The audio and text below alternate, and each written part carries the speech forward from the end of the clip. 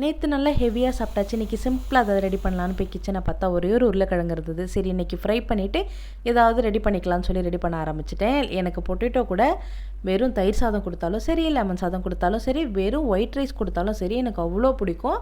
இன்றைக்கி அது எப்படி செய்யலான்னு பார்த்துடலாமா? ஒரு கடாயில் கொஞ்சமாக எண்ணெய் சேர்த்து கடுகு, அது கூட கருவேப்பிலை, தட்டி வச்ச பூண்டு சேர்த்து நல்லா வதக்கிக்கலாம். அது கூட கழுவி வச்சுருக்க உருளைக்கிழங்கையும் சேர்த்துக்கலாம். ஒரு சின்ன சின்ன பீஸாக கட் பண்ணிங்கன்னா சீக்கிரமாக வெந்துடும். அது கூட கொஞ்சமாக உப்பு, குழம்பு மிளகாத்தூள் ஒரு ஸ்பூன் சேர்த்து நல்லா வதக்கி இந்த ஆயிலே ஃப்ரை பண்ணி எடுத்திங்கன்னா சூப்பரான ஒரு உருளைக்கிழங்கு ஃப்ரை ரெடி. இதுக்கு சைட்லேயே நான் வந்து லெமன் ரைஸ் தான் ரெடி பண்ணிகிட்டு இருந்தேன். லெமன் ரைஸ்க்கு எல்லாம் ரெடி பண்ணி ஃபுல்லாக தாளிச்சதுக்கப்புறம் பார்க்குறேன் வரமிளகா வச்ச இடத்துலையே இருக்குது. ஐயோ இதை போட மறந்துட்டோமேன்னு சொல்லி அப்புறம் மறுபடியும் தாளித்து எல்லாத்தையும் ரெடி பண்ணி கிளறி எடுத்தா அந்த உருளைக்கிழங்கு ஃப்ரையோடு வச்சு பார்க்குறப்போ அவ்வளோ ஒரு கலர்ஃபுல்லாக இருந்துச்சு. டேஸ்ட்டும் நல்லாவே இருந்துச்சு. ரொம்ப நாளுக்கு அப்புறம் இன்றைக்கி தான் லெமன் ரைஸ் ரெடி பண்ணியிருந்தேன்.